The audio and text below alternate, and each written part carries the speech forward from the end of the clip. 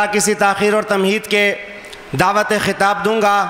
ہمارے آج کے تشریف لائے ہوئے معزز مہمان ہر دل عزیز شخصیت اور مشہور و معروف علمی اور دینی شخصیت، میری مراد مدرسہ جامعہ دارالعلوم رحمانیہ بفر زون کے دارالافتاء کے رئیس محترم جناب حضرت اقدس حضرت مولانا مفتی محمد عمر رازی صاحب، ان کی خدمت میں گزارش کروں گا مائک پر تشریف لا کر آپ حضرات کے سامنے اپنے خیالات کا اظہار فرمائیں۔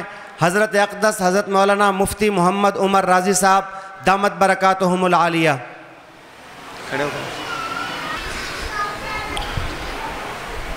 الحمد للہ وحدہ وکفا والصلاة والسلام علی من لا نبی بعدہ وعلى آلہ واصحابہ اوفوا عہدہ۔ اما بعد فاعوذ باللہ من الشیطان الرجیم۔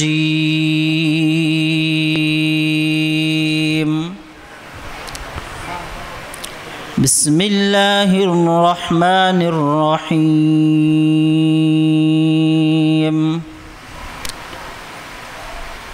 هو الذي أرسل رسوله بالهدى ودين الحق ليظهره على الدين كله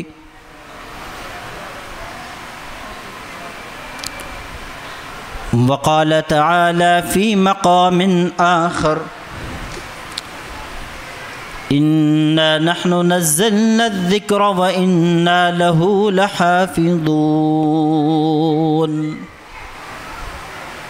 وقال النبي صلى الله عليه وسلم إن أشراف أمتي حملة القرآن وقال في حديث آخر خيركم من تعلم القرآن وعلمه أو كما قال عليه الصلاة والسلام۔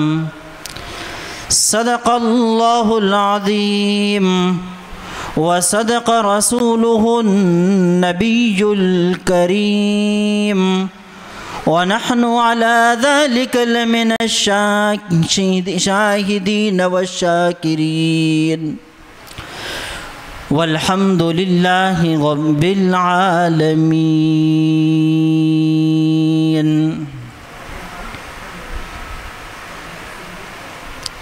انتہائی معزز محترم میرے مسلمان بھائیوں، میں سب سے پہلے انتظامیہ کا بے حد شکر گزار ہوں کہ انہوں نے یہاں شرکت کی دعوت دی اور اللہ رب العزت نے توفیق عطا فرمائی اور ہم اس پروگرام کا حصہ بن گئے۔ میرے وہم و گمان میں بھی نہیں تھا کہ اتنے اچھے و بہترین مبارک محفل کے اندر آپ سے کچھ گفتگو کرنے کا موقع بھی ملے گا۔ بات بتلا دی گئی، سعادت سمجھ کر قبول کر لی گئی۔ پھر نقیب حضرت نے جس طرح بندے عاجز کا تعارف کروایا، بس دعا کرتا ہوں کہ جس طرح میرے دوست میرے ساتھی میرے بارے میں گمان رکھتے ہیں، اللہ رب العزت مجھے انہی کے گمانوں کے مطابق بنا دے۔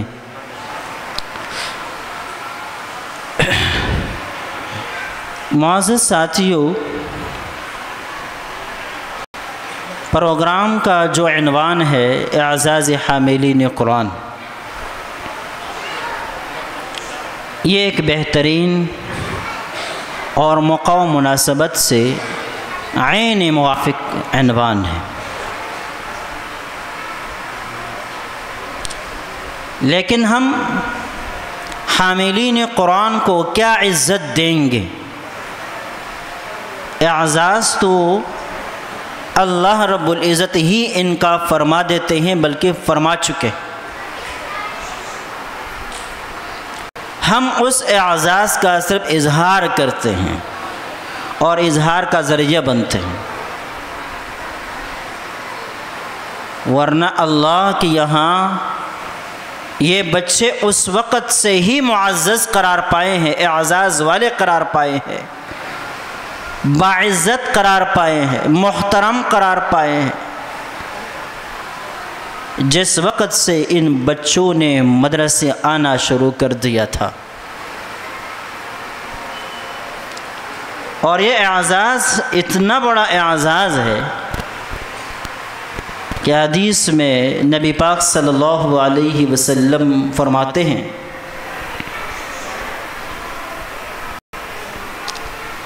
کہ جو آدمی طلب علم کے لیے گھر سے نکلتا ہے تو ایک تو وہ اللہ کے راستے میں ہوتا ہے، من طلب،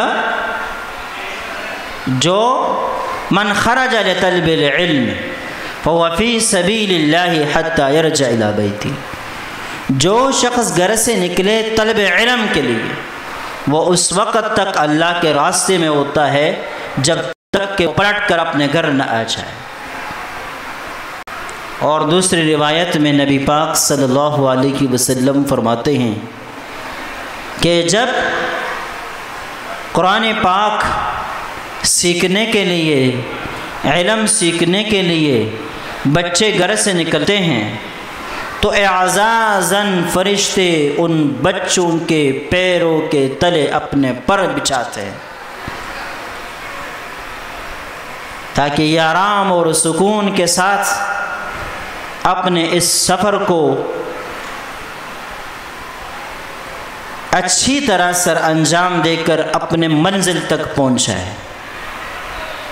تو اعزاز تو ان کو پہلے ہی دن سے مل چکا ہے اور آج اس اعزاز کا اظہار ہو رہا ہے۔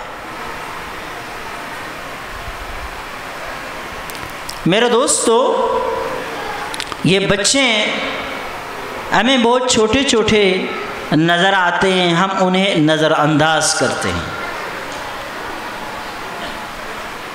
لیکن ہم نہیں جانتے کہ یہ مستقبل کے معمار ہے، دین کے داعی، علماء اور یہ دین کے محافظ، دین کے لیے قربانیاں دینے والے مجاہد ہیں۔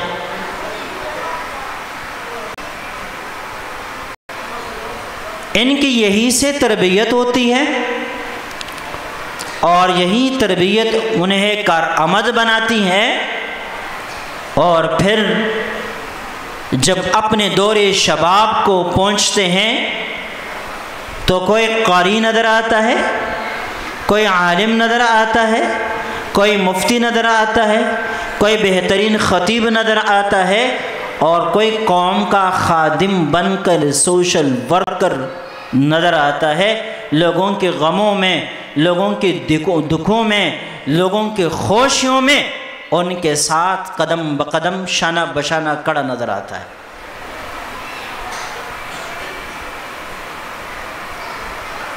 اور یہی دین اسلام کی تعلیمات کی گہرائی ہے کہ یہ انسان کو جامع بنا دیتی ہے۔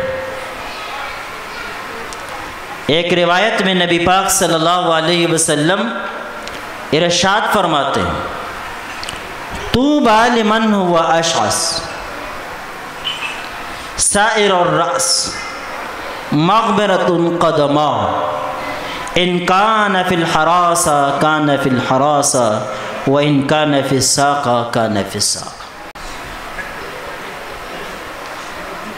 اس شخص کے لیے خوشخبری ہے، سعادت مندی ہے، جو بظاہر ہمیں ایسا لگتا ہے کہ پراگندہ، تکا ماندہ، بال بکھرے ہوئے، مغبرۃ قدمہ، اس کے قدم، اس کے پیروں پر گرد و غبار پڑا ہوا،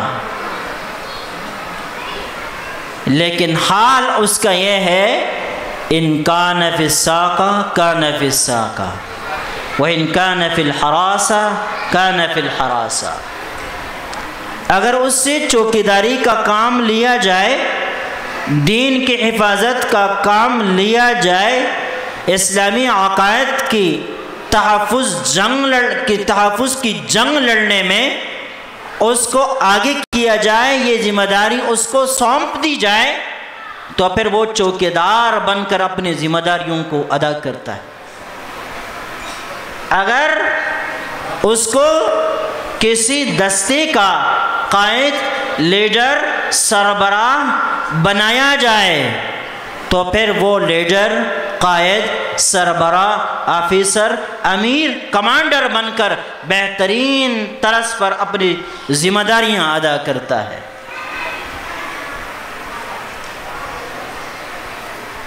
اور جب ایسے لوگ بنتے ہیں تو ایسے لوگوں کے اندر دو چیزیں ہوتی ہیں، ایسے لوگ خدا سے بھی تعلق رکھتے ہیں اور مخلوق خدا سے بھی تعلق رکھتے ہیں۔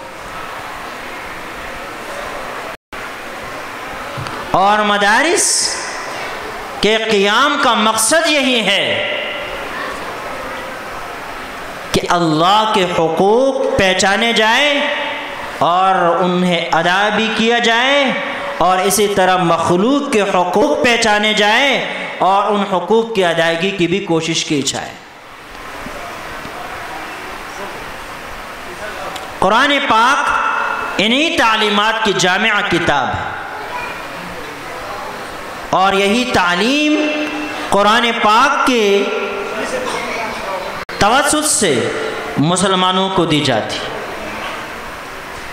اور یہی وہ تعلیم ہے جو مسلمانوں کو دوسرے لوگوں سے، دیگر مذہبوں سے، دیگر دینوں سے الگ کر دیتے ہیں،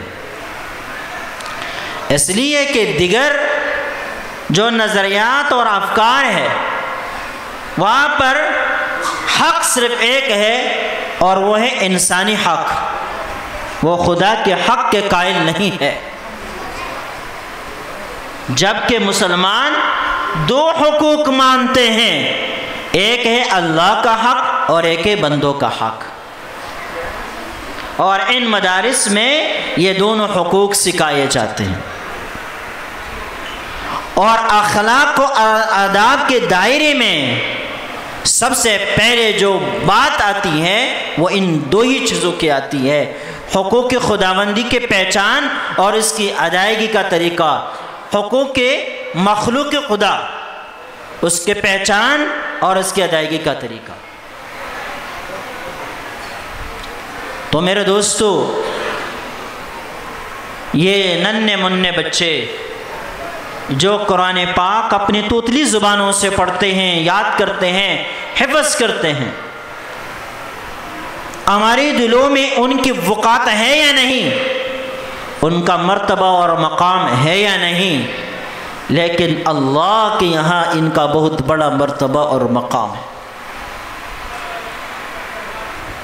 یہ ہمارے سردار ہیں، قرآن پاک کے محافظ ہیں، قرآن پاک کے الفاظ کے حافظ ہیں، اور ہمارے مصلیوں کو سنبھالنے والے ہیں۔ اور ابھی رمضان کا مہینہ آنے والا ہے، ہر مسجد سے عشاء کی نماز کے بعد تراویح کی صورت میں آپ کو قرآن سنائے دے گا، وہ قرآن پاک انہی بچوں میں سے کوئی بچہ سناتا ہوا آپ کو نظر آئے گا۔ ہمارے معاشرے میں مولوی اور طلبہ کی قدر اور احترام نہیں، لیکن ان کے قدر اور احترام کا پتہ ان لوگوں کو چلتا ہے جن لوگوں کے یہاں یہ لوگ نہیں پائے جاتے۔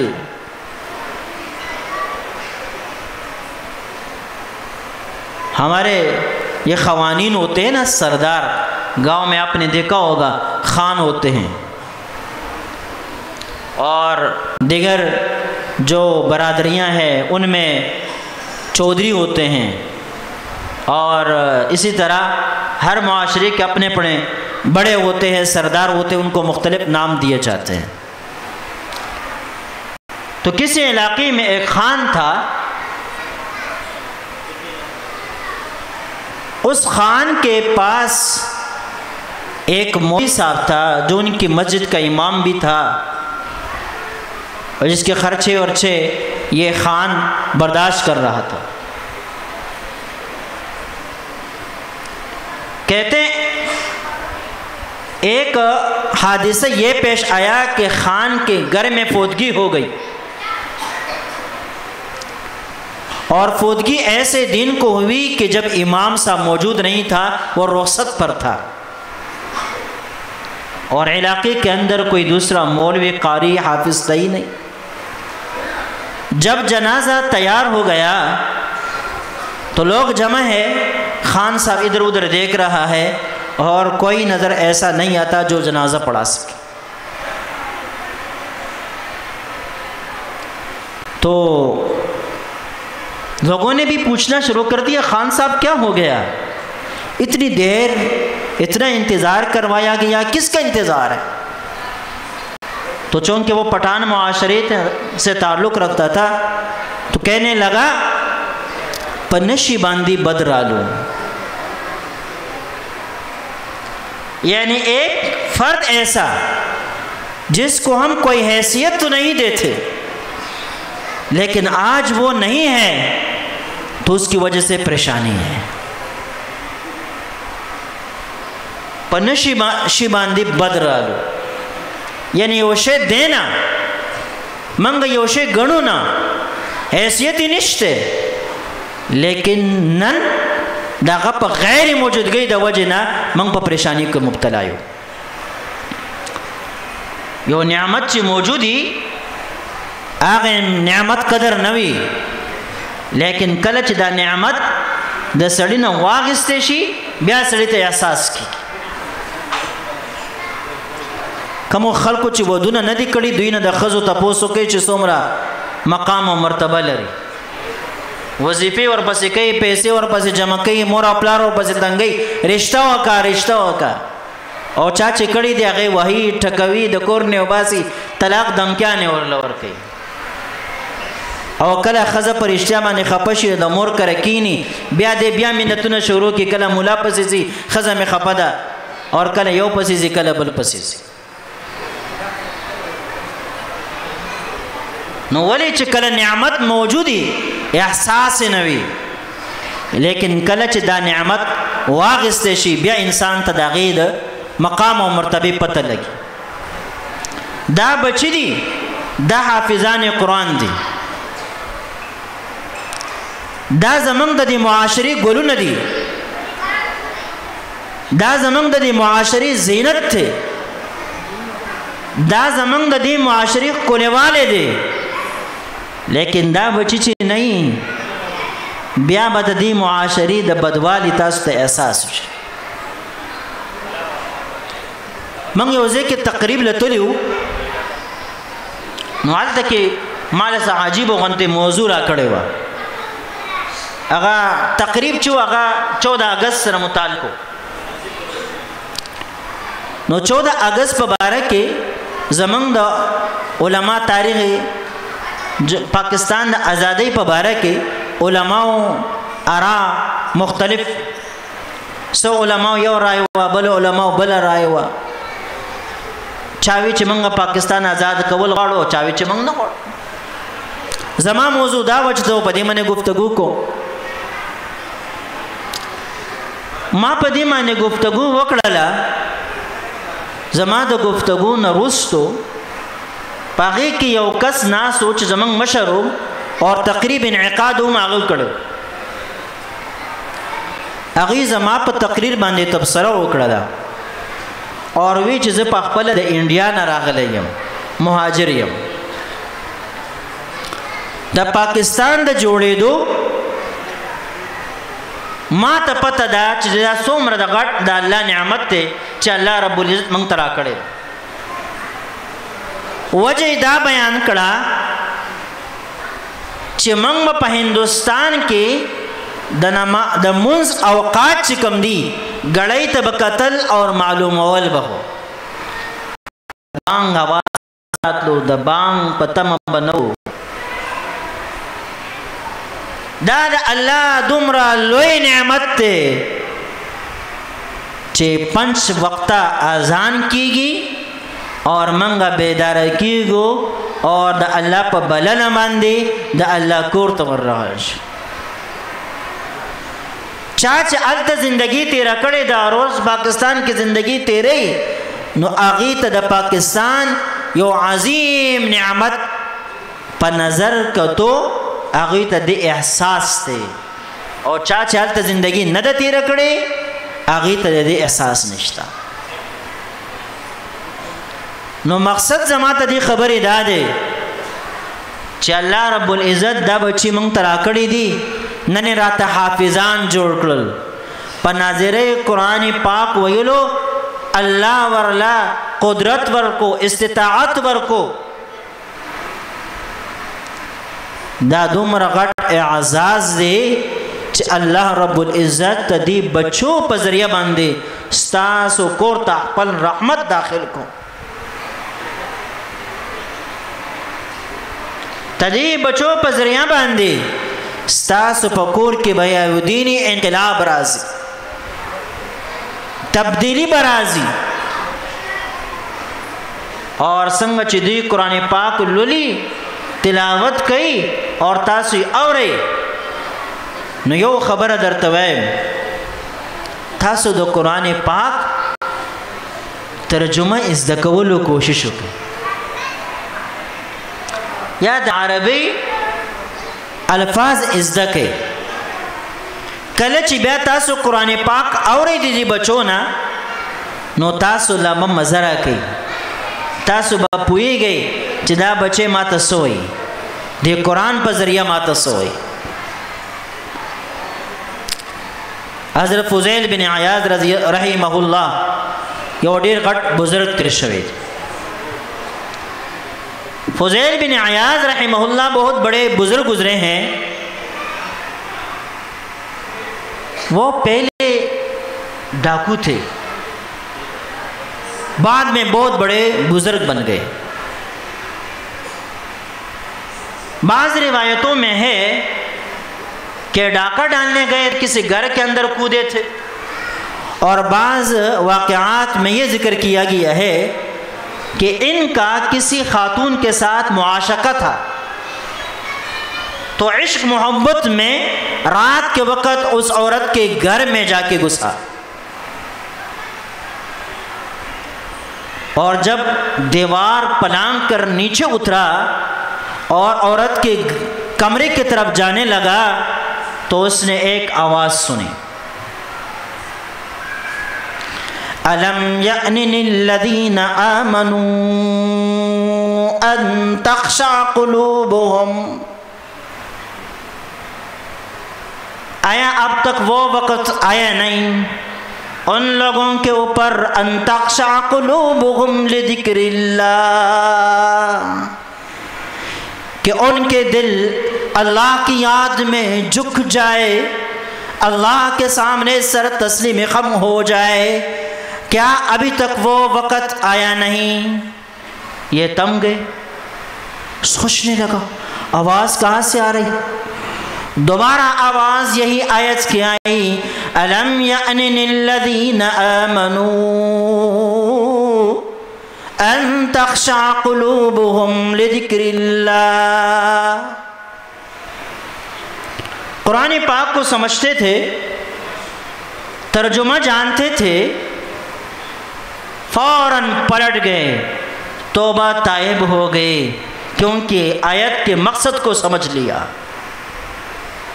دیوار کو جس ارادے سے پلانگا تھا وہ ارادہ چھوڑ دیا اور پھر دیوار کو پلانگ کر توبہ تائب ہو کر پھر اللہ رب العزت نے انہیں بہت بڑا بزرگ بہت بڑا صوفی اور بہت بڑا اونچا مقام عطا فرماتی۔ تو میرے دوستو، یہ قرآن کے الفاظ کے معنی سمجھنے کا اثر ہے کہ جب آپ قرآن پاک کو سمجھیں گے اور جب سنیں گے تو آپ کے دل کے اوپر بھی ایسا اثر ہوگا جیسے کہ فضیل بن عیاض پر ہوا۔ اور یہ صرف فضیل بن عیاض کا مسئلہ نہیں، ابراہیم بن ادہم تبلیغی حضرات سے آپ نے ان کے نام سنا ہوگا۔ یہ شہزادہ تھے، شکار کے لیے گئے ہوئے تھے۔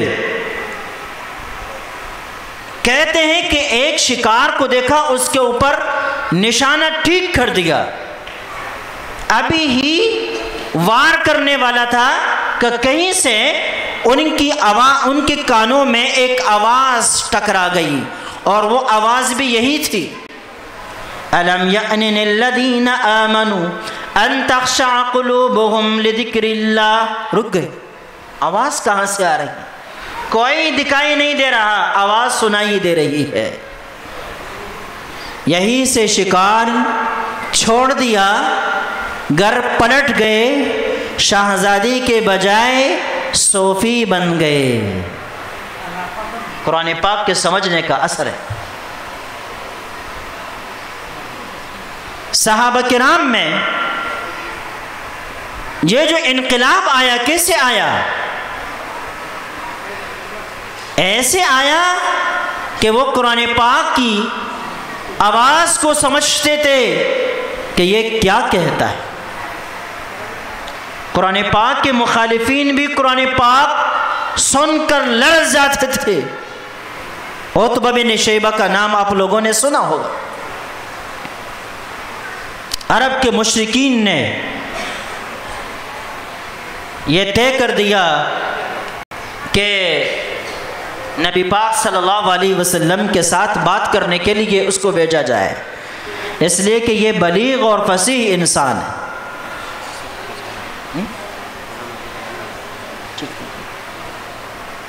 تو ان کو بھیجا، نبی پاک صلی اللہ علیہ وسلم کے ساتھ بات کرنے کے لیے وہ آ گیا، اپنی جو تجویز تھی پیش کر دی، پیشکش تھی پیش کر دی۔ نبی پاک صلی اللہ علیہ وسلم نے اس سے کہا آپ کی بات ختم ہو گئی؟ اس نے کہا جی ہاں میری بات ختم ہو گئی۔ نبی پاک صلی اللہ علیہ وسلم نے سورہ حامیم السجدہ کی تلاوت شروع کر دی، اور ایک رکوع 2 تک تلاوت فرمائی، اور وہ آدمی درمیان سے اٹھ کر چلا گیا اور عرب کے مشرکین سے کہا کہ محمد کو اپنے حال پر چھوڑ دو، اس کے پاس ایسا کلام ہے جو نہ مخلوق کا کلام ہے نہ جادو ہے، بلکہ عجیب سا کلام ہے، چھوڑ دیجئے، یہ عرب ہے، اگر دوسرے عربوں کے اوپر غالب آ گیا تو ہمارے خاندان کا اہم اعزاز ملے گا، اگر مغلوب ہو گیا تو جان چھوڑ جائے گی۔ تو یہ قرآن فہمی کا اثر تھا۔ جب وہ قرآن پاک کے معنی کو سمجھتے تھے تو ان کے اوپر اثر ہوتا تھا۔ آپ بڑے ہیں، آپ کے بچوں نے قرآن پاک کو حفظ یا ناظرہ مکمل کیا ہے، آپ تھوڑا بہت عربی اس کا ترجمہ پڑھنا سیکھنا شروع کر دیں۔ جب آپ کے بچے تلاوت کریں گے تو آپ کے اوپر ان بچوں کی تلاوت کا اثر ہوگا، اور اس سے گھروں کے اندر انقلاب آئے گا۔ اللہ رب العزت سے دعا ہے کہ جو کچھ بولا گیا اس پر خود مجھے عمل کرنے کی توفیق عطا فرمائے، پھر تمام سامعین کو اس کے اوپر عمل کرنے کی توفیق عطا فرمائے۔